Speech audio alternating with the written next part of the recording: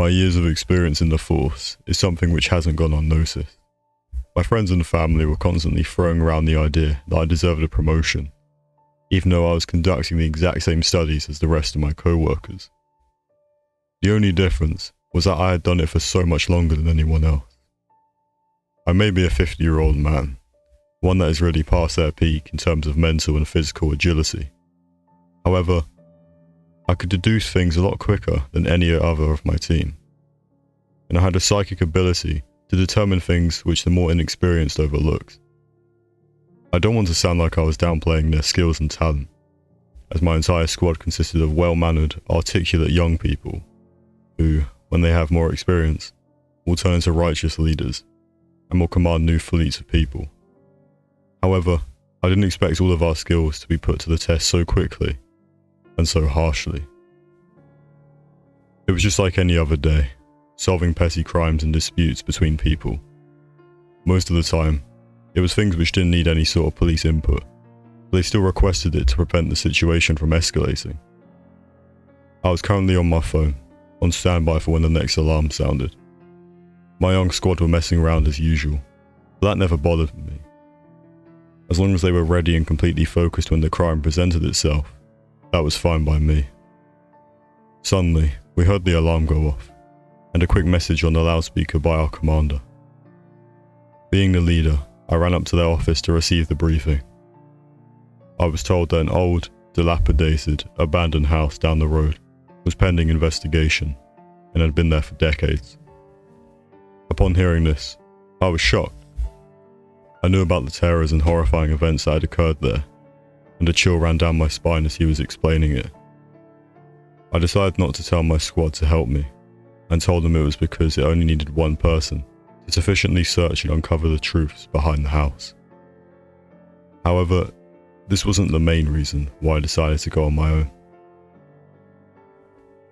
I arrived late in the night, and ensured I wasn't being followed, or that any member of public had snooped around the house before I did. I wanted to make sure my job was thorough after all. I entered cautiously, and was greeted with a waft of cold air, which circulated around me, like some aroma which I couldn't shake off. I knew this place was eerie, and I was completely aware of all of the dark history that gave this place the reputation it deserved. I opened what was left of the front door, and edged my way in, trying to avoid the incredible amounts of broken glass and stones that were littered across the entire floor, masking the carpet and the wood. The house had one main corridor, which ran through the center, like its spine, and then had separate rooms to the left and right, each unique in their own way. I entered the first room, and it looked to be some sort of living room, but my judgment came purely from the fact that it contained a couch, which was almost unrecognizable due to all the stab marks and clutter that was rested on it. I moved out of there and into the room opposite to my right. It looked exactly the same. The couch was in the same position. However, there were no stab marks, and it actually appeared to be well kept. This confused me, so I decided to leave those rooms and go to the rooms further down the hallway.